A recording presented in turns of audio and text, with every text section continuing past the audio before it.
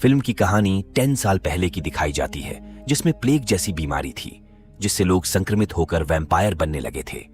वे अपनी भूख मिटाने के लिए इंसानों का खून पीते थे, इसीलिए मनुष्य धीरे धीरे मर रहे थे।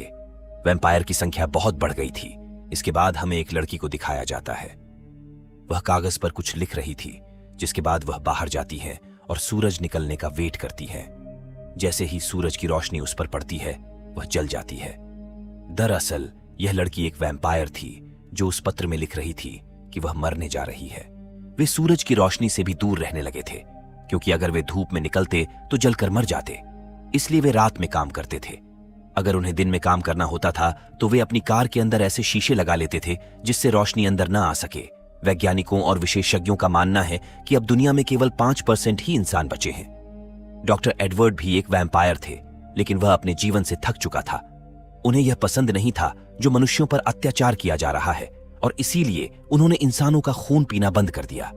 उनकी कंपनी की मीटिंग से पता चला कि खून की कमी के कारण वैम्पायर खतरनाक जीव बनते जा रहे हैं, जिन्हें उन्होंने सबस्टांस भी कहा। इंसानों का खून न पीने के कारण उनके कान लंबे और सिर सिकुड़ रहे हैं, जिसके बाद ये और भी खतरनाक हो सकते हैं, क्योंकि वे खून के बदले वैम्पायर को मार सकते थे। इसलिए ये जीव अपने समाज के लिए खतरनाक बन गए हैं। एडवर्ड के बॉस ने उन्हें आदेश दिया कि तुमने जो भी खून बनाया है उसका परीक्षण हमें आज एक वैम्पायर पर करना होगा। लेकिन एडवर्ड का कहना है कि खून अभी तैयार नहीं है, हम इसका परीक्षण किसी वैम्पायर पर नहीं कर सकते। न चाहते हुए भी एडवर्ड की टीम एक वैम्पायर पर रक्त का परीक्षण करती है, जिससे वैम्पायर के शरीर का तापमान बढ़ जाता है और वह वैम्पायर वहीं फट जाता है। दवाओं का प्रयोग विफल रहा। जब वह रात को घर जा रहा था तो उसे शीशे में अपने कान दिखे, जो बड़ा हो गया था, ठीक वैसे ही जैसे मीटिंग में प्राणियों के बारे में बताया गया था। चूंकि उसका ध्यान दूसरी तरफ था तो उसकी कार का एक्सीडेंट हो जाता है, जिसमें उसे कुछ नहीं होता, लेकिन दूसरी कार बुरी तरह टकरा जाती है। जब वह उस कार को देखने जाता है तो उनमें से एक लड़की उस पर तीर से हमला कर देती है, लेकिन एडवर्ड को कुछ नहीं होता। उसने देखा कि उस कार में वे सभी इंसान थे। तभी पुलिस की गाड़ी आती है जो उन लोगों को पकड़ना चाहती थी। जैसा कि हम जानते हैं कि यह पूरा समाज वैम्पायर का था, लेकिन एडवर्ड उन्हें अपनी कार में छिपा देता है। लुइस को खरी खोटी सुनाकर वहां से भेज देता है। सभी लोग उसका धन्यवाद करते हैं कि उसने उनकी जान बचाई, और वे वहां से चले जाते हैं। उन्हें पता चला कि खून की कमी के कारण वह अपना ही खून पी रहा था।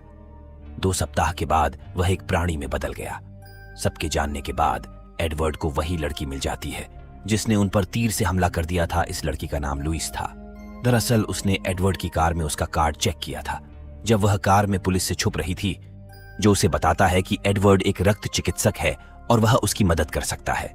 वहां उसे एक जगह का पता देती है और वह चली जाती है, क्योंकि ओट के पास इसका समाधान था। वह दुनिया में इस बीमारी का इलाज कर सकती है जिसने सभी इंसानों को वैम्पायर बना दी।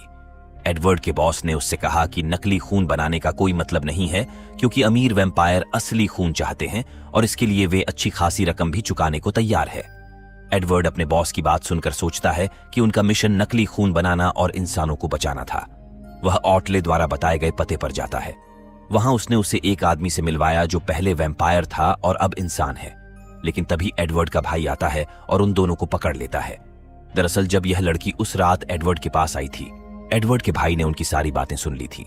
जब वे देखते हैं कि सेना के लोग उनकी ओर आ रहे हैं, दोनों ने उसे मुक्का मारकर बेहोश कर दिया और यहां से चले जाने के बाद मिलिट्री के लोग कार पर हमला कर देते हैं और वह उन्हें अपनी कार में रखता है और वहां से चला जाता है। जो सामान्य मनुष्य थे वे ऑटले के स्थान पर जा रहे थे जहां वे सुरक्षित रह सके।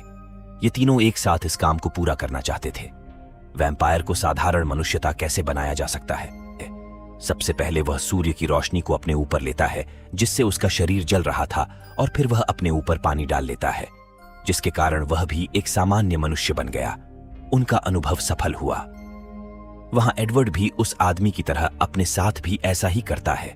सबसे पहले वह सूर्य की रोशनी को अपने ऊपर लेता है जिससे उसका शरीर जल रहा था, और फिर वह अपने ऊपर पानी डाल लेता है जिसके कारण वह भी एक सामान्य मनुष्य बन गया। उनका अनुभव सफल हुआ। अब सिपाही भी उन्हें ढूंढते हुए इधर आ गए। एडवर्ड और उसके साथियों को नहीं खोज सके क्योंकि वे पानी की टंकी में छुपे हुए थे। इन सैनिकों में एडवर्ड का भाई भी था। वहां उसकी मुलाकात एक लड़की से होती है जो कोई और नहीं बल्कि एडवर्ड के बॉस की बेटी थी, जो अपने पिता को छोड़कर आई थी क्योंकि वह एक सामान्य मनुष्य की तरह जीना चाहती थी। वह वैम्पायर नहीं बनना चाहती थी, लेकिन अब एडवर्ड के बॉस ने उसके भाई को आदेश दे दिया कि उसकी बेटी को काटकर वैम्पायर बना दे ताकि उसकी बेटी उसके साथ रह सके और अमर हो जाए। तभी एडवर्ड का भाई उस लड़की को काटकर वैम्पायर बना देता है, लेकिन अब भी वह लड़की मनुष्यों का खून पीने को तैयार नहीं थी और अपने ही शरीर से खून पीने लगती है। उधर शहर में खून की सप्लाई बंद होने से शहर में सप्लाई बंद हो गई थी। सभी खतरनाक वैम्पायर बन रहे थे और शहर में अफरातफरी का माहौल हो जाता है। अब सेना को इन प्राणियों को पकड़कर मारने का आदेश दिया जाता है, क्योंकि ये उनके लिए खतरनाक भी हो सकता है। सभी खतरनाक वैम्पायर सूर्य की रोशनी में जलाए जाते हैं। इन खतरनाक वैम्पायर में एडवर्ड के बॉस की बेटी भी थी, जिसे एडवर्ड के भाई ने काटकर वैम्पायर बना दिया था। उसकी हालत देखकर उसे शर्म आ रही थी कि उसने उसके साथ अच्छा नहीं किया। दूसरी ओर एडवर्ड ऑटले के साथ उस स्थान पर जाता है जहां उन्होंने अपने लोगों को भेजा था। वहां वे वैम्पायर का शिकार बन चुके थे। एडवर्ड अपने भरोसेमंद आदमी को बुलाता है जो उसके साथ काम करता था। जब एडवर्ड उसके पास जाता है, जब वह उसे एक मनुष्य के रूप में देखता है, वो आश्चर्यचकित हो जाता है। लेकिन तभी मिलिट्री की फौज आ जाती है और वे उन पर हमला कर देती है और उसे अपने साथ ले जाती है। उस आदमी ने उन्हें बुलाया था क्योंकि उसने नकली खून बनाने की कोशिश की थी और वो नहीं चाहते थे कि इसका अवार्ड किसी और को मिले, यानी उसने एडवर्ड को भी धोखा दिया था। एडवर्ड के दोस्त यहां से भाग जाते हैं। वे गैरेज में छिप जाते हैं, लेकिन एडवर्ड का भाई उनका पीछा करता है। पहले वे उसे मारने वाले थे, लेकिन जब वह उन्हें बताते हैं कि वह उनका साथ देने आई है, तब वे दोनों शांति से आ जाते हैं। लेकिन फिर एडवर्ड का भाई, जो खून न मिलने के कारण भूखा था, वह ऑटले के साथ खून पीना शुरू कर देता है। जब एडवर्ड उसे तीर के हमले से मारने की कोशिश करता है, वह देखता है कि उसका भाई भी एक सामान्य मनुष्य बन गया है। एडवर्ड समझता है कि अब उनका खून वैम्पायर को मनुष्य बना सकता है। वह अपने आप को अपने मालिक को सौंप देता है। वह अपने भाई को बचाना चाहता था और वह जाकर कहता है कि मुझे माफ कर दो, मैं फिर से वैम्पायर बनना चाहता हूं। अब जैसे ही वह उसका बॉस एडवर्ड का खून पीने लगता है, वह भी मनुष्य बन जाता है, जिसके बाद वह उसे सेना के लोगों के पास छोड़ देता है। वे उसे अपना शिकार बनाते हैं और उसका खून पीना शुरू कर देते हैं, जिसके बाद वह भी सामान्य मनुष्य में बदल जाते हैं। जब एडवर्ड और उसका भाई वहां से बच रहे थे, तभी कुछ सैनिक उन्हें रोकते हैं। एडवर्ड का भाई उसे बचाने के लिए आगे आता है।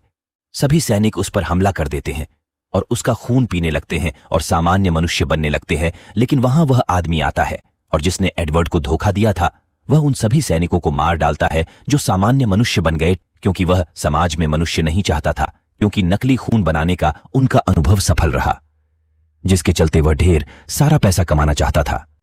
वह एडवर्ड और ओंड्रे को भी मारने की कोशिश करता है, लेकिन तभी ओटावा का साथी उस पर तीर से हमला कर देता है और उसे मार देता है। फिल्म के अंत में एडवर्ड और उसका साथी तीनों इस मिशन पर निकलते हैं। वे सभी वैम्पायर को सामान्य मनुष्यों में बदल देंगे। इसी के साथ फिल्म खत्म हो जाती है। मिलते हैं आपसे नेक्स्ट फिल्म में। तब तक हमारे अंदर वीडियोज एंड स्क्रीन में जरूर देखें